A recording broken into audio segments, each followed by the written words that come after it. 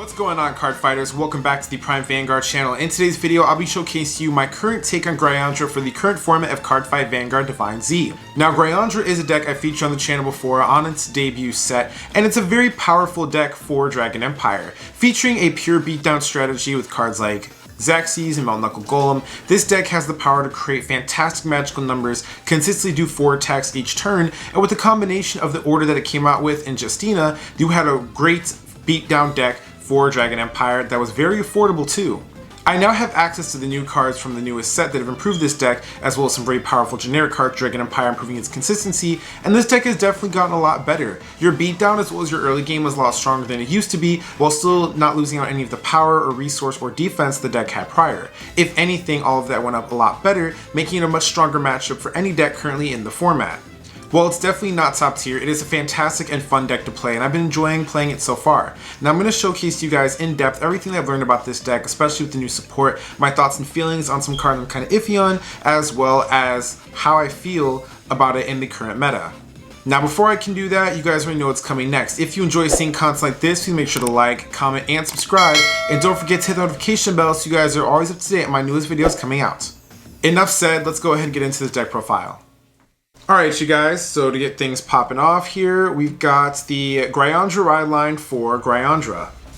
Now your ride line is a key factor to your playstyle because of how your grade 3 Vanguard's effect works, so there's no flexibility in it, but a quick synopsis of what each card does. Gry is going to apply 10k power to your unit, and then Andra's going to give you the 4th attack for the turn. The great thing about these two cards is that every turn that you ride over them, you don't have to discard any cards from your hand, so you're not losing out any of your advantage while you are riding up in the game. You can commit those cards you would have discarded onto the board to do some early game things, so that this deck keep up with other decks that are faster than it, but outside of that, the ride line itself is very simple. You ride up for free until you hit grade 3, and then you utilize Grhyaundra's effects during your turn on grade 3 to gain your 4 attacks and some additional power.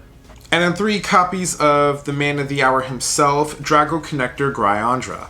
Now Dragconnector Grhyaundra obviously is the star of this deck, and a fantastic piece at that. Being able to rest itself to get 2 bodies on board that can generate true 4th attack with some additional power and give 10k to your front row is fantastic. The combo in this deck is still the same in terms of combining Justina with Drago Resonance, spoiler alert, but this has just been working out very well. Your deck continues to play the same way, your Vanguard doesn't have a cost, your Violet doesn't have a cost, so it allows this deck in the future to continuously play cards that would have higher cost for Dragon Empire or its own support, while being able to take advantage of your deck's core strategy. The additional 20k bucks to the front row from the order and its own effect is fantastic, while on top of you get Persona, 30k power to the front row is still very huge. While your 4th attack or your 1st attack with the grade 2 Andra unit might be weak, it does give this deck a beneficial way of continuously beating down your opponent and keeping up with those high numbers, as all of your units in this deck have some sort of power up effect of their own to make them a magic number. Combining that with the Vanguard effect, you have a very powerful at least 3 attack turn every single turn. For my next card is the MVP of this deck still. We are playing 4 copies of Artillery Bullet of Duststorm, Xaxes. Your key beat piece unit for the deck, Xaxes is going to be the card that allows you to add card advantage to your hand while acquiring power, and then does the most important thing that this card needs for the deck to continuously be great, which is give 5,000 power to your Andra. This is huge because Andra is the grade 2 in the ride deck that calls itself out so that you can attack with it from the back row, but it only gives itself 5k power, and then combine that with triggers and effects, you can get up to 25k or 35k power easily, and then combine that with Gry, you can go up to even higher status than that. But thanks to Xaxes, when combine this with the Gry effect onto the Andra, you can make this card into a magic number, forcing your opponent to commit more than 20k guard from their hand against the attack. That is huge because your front row, as you've already stated, is going to be very big, so forcing your opponent to drop a lot of cards from their hand for all of your attacks, it's over 20k shield or more, is fantastic. It's why this deck's beatdown is so consistent, because of cards like this. On top of the boosting the card bench and getting great power, it fixes the numbers for your Andra and allows you to continuously make all 4 of your attacks scary against your opponent every single turn while it's in play. Now for my next card, I play 2 copies of Drago Resonance. The most important order of the deck, Drago Resonance, is what's going to allow us to do our full combo. Combine this with Justina, you are able to give 20k power to your front row because Resonance applies 10k power and a skill to the Vanguard when the Vanguard restands. Because of how Grhyaundra works and you're resting it to restand it entering your battle phase, you will be able to turn this card on automatically and then give power to your front row combined with the Vanguard's power bonus to continuously make sure you have good numbers. For my next card, I am playing 4 copies of Drag Ritter Full Heart. Now this is the unit that I wanted to play in the last deck profile. I understand, guys, it is a very, very expensive card. Once I get done quickly explaining its purpose in this deck, I'll give you some budget alternatives so you don't feel lost for it. Now Fallheart obviously is a fantastic card, one of the strongest Dragon Empire generic cards that we have, outside of the cycling effect, which doesn't really come up in this deck because we write up for free, except for turn 1. The ability to call out a grade 1 from drop zone is huge. This deck, it gets 2 bodies onto the board already because of the Vanguard, so you need cards to fill out your formation and make sure that you're utilizing the full power of everything that you have, and your units are attacking for maximum power. So Fallheart can go ahead and get you those Justinas in drop zones, Shenris, other key grade 1 pieces that we'll discuss later. It's really great for that. And then even if you can't use the cycling effect, you have the defensive ability to draw cards and continuously gain card advantage while you're blocking against your opponent's attacks, or use the revival skill. It's just a very strong generic card that does a lot for this deck in terms of making sure that we are able to keep up with our card advantage as well as keep up with our board formation to take maximum advantage of all the power-ups that we're going to get from our orders as well as our Vanguard effects. Now, in terms of budget alternatives for this card, I like Brachioforce for this deck. When I didn't have Fallheart, I played Brachioforce. It covered up the early game and it made the deck work out well. Another copy is Melt Knuckle Golem. Melt Knuckle Golem is also an Energy Blast card of 3 that lets you draw a card and essentially is the grade 2 variation of Xaxes. That card is still very fantastic in this deck. It never stopped being bad.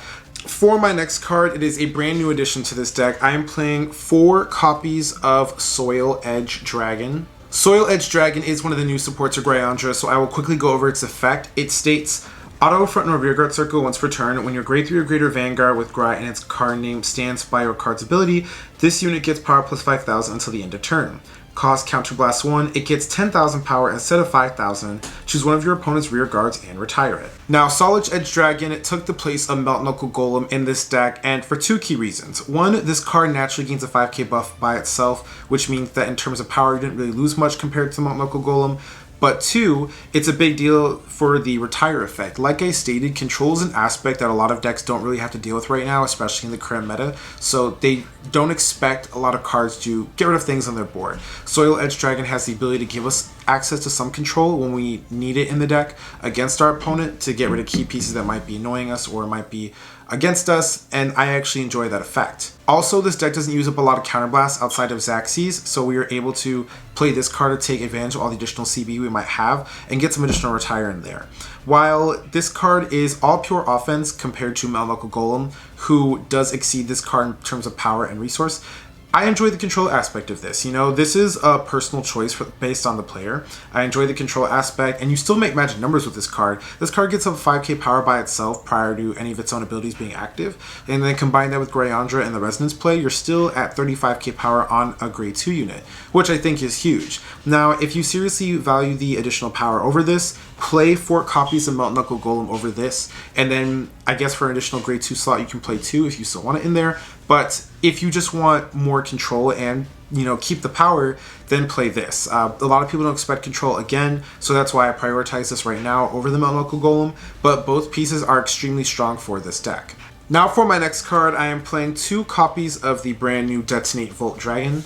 Another card making its debut on the channel, Detonate Volt Dragon has an effect that states, act rearguard circle. If you have a grade 3 or greater Vanguard with Gry in its card name, cost retire this unit. Choose one of your Vanguards and it gets continuous Vanguard circle. During the battle, your unit with Grhyaundra and its card name attacks. Your opponent cannot play blitz orders from hand, and then when they would call cards from hand to Guardian Circle, they must call 2 or more at the same time. Now, Detonate Volt Dragon definitely is a win more card, but for this deck, it is a win more card thanks to Dragconnector Fallheart. Then now we can get access to it anytime that we need it. The ability to deny your opponent of blitz orders as well as force them to guard 2 or more cards, I thought it was very underwhelming at first. Prior to getting this support, our Vanguard's power-up skills combined with the full combo of Resonance in it already gave us extremely high numbers that demanded 2, 3, or sometimes even 4 cards from our opponent's hand. The ability of your Xaxes and your Melt Knuckle Golems made them fantastic attackers, and because you were maxing out both playsets, you were playing essentially 8 copies of the same card.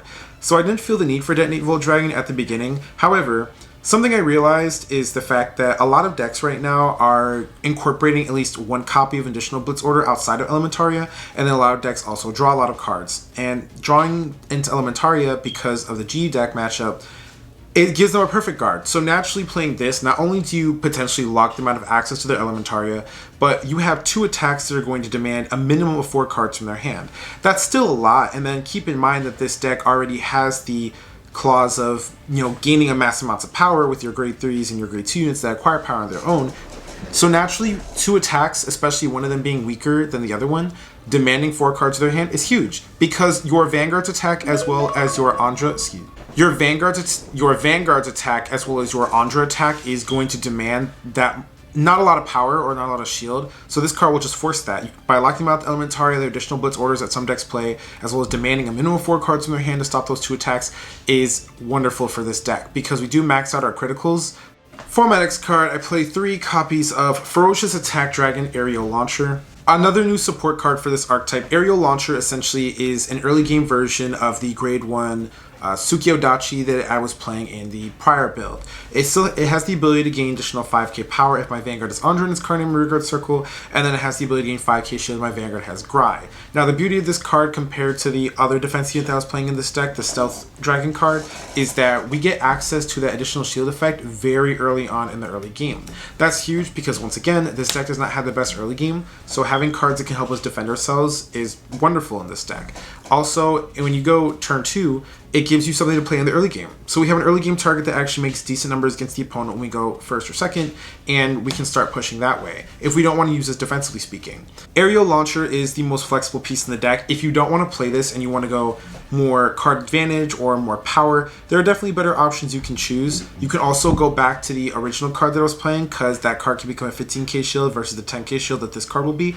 However, I do think that compared to all of those cards, this card's working out pretty fine for me. I value the early game additional power this card gets, I value the shield this card has in the early game, and I don't have any weird clauses on it like the Stealth Dragon did to get the shield. I just get it right away. Therefore, I think that Aerial Launcher is a really good pick right now, but again, it is the most flexible slot in the deck, so you can replace it with anything else. For my next card, 3 copies of Stealth Fiend Shenri.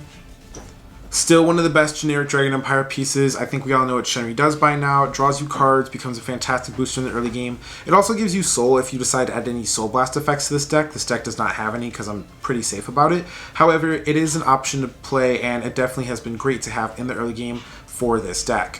Then we have the MVP of our deck, the card that makes this all possible, 4 copies of our Dancing Princess of Elegant Flames, Justina.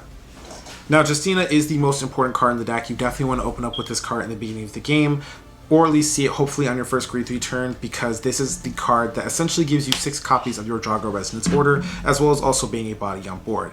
Activating Drago Resonance every single turn combined with the Grhyaundra is how this deck is able to maintain its aggression and advantage against all the other decks that are out right now. If you are not able to access your full combo every turn, you can still make decent numbers because of the new support. However, it's not going to be as impactful as it would be if you had access to that. Guaranteeing that you open with one of these or draw into one of these or see it at all is huge, and that's why Fallheart became such a key piece for. That's why this card is so impactful to the deck. Playing 6 copies of your best card in the deck, who doesn't love that? Next up, we have our Sentinels, 3 copies of a Dragon Empire Sentinel, 1 copy of Elementaria. Now my trigger lineup has stayed the same. It is going to be a total of 8 critical. I am playing 3 draws, 1 copy of the Dragon Empire OT, and then 4 generic heal triggers. This deck makes really high numbers, so you have to prioritize criticals to make those numbers scary. Draw triggers, because while fronts are great in this deck, the deck needs as much card advantage as it can get, so I just felt like draws were better and I value the additional shield. Dragon Empire OT, because in this deck you are able to take advantage of multiple attacks, get additional attack there. I will say that Drag Vita lately hasn't been feeling the best because of how the deck works. I always draw into full combo, or at least 9 times out of 10 games, and on top of that, now that there's no longer a Melt Knuckle Golem in the deck, the additional attacks that you get with your Vanguard no longer feels as impactful. So I will say, if you don't like Drag Vita, another card you can play is the Blue OT.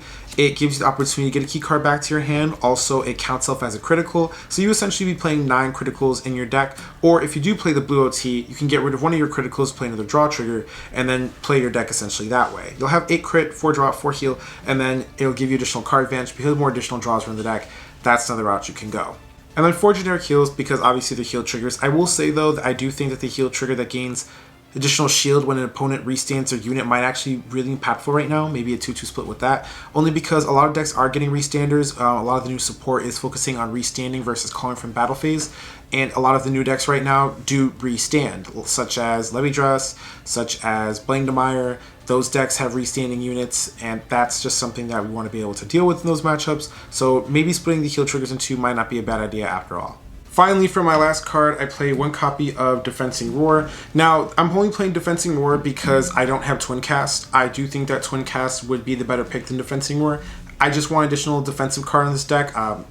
Again, defense is something that this deck needs to prioritize on because your offense is already very strong. Naturally, Defensing Roar and Twin Cast, I would play them both if I had the space for it, but unfortunately I do not. So I'm just playing the one copy of the Defensing Roar, but if you have Twin Cast, play that over this card.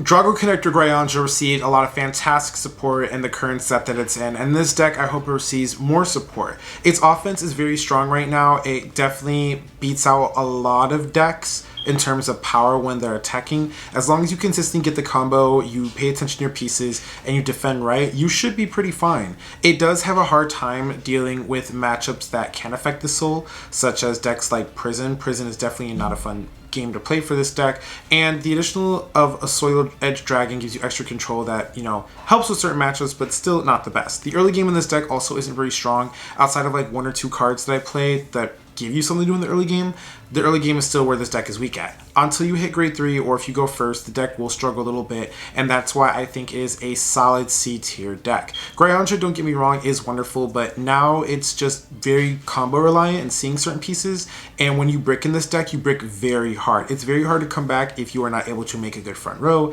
if you don't see your Xaxes give additional power, if you don't see Justina for the order. This deck begins to flop a little bit, and then the weaknesses really show, despite the fact that our Vanguard gives us 2 bodies onto the board. But that's going to conclude this deck profile, guys. Tell me your thoughts about this deck in the comment section below, and what are you doing to make your Grhyaundra deck better, and what do you think of my list? I want to get discussion going so we can improve this deck and take it to the next level. With that being said, I am your host, Prime Vanguard, and I'll catch you later. Peace.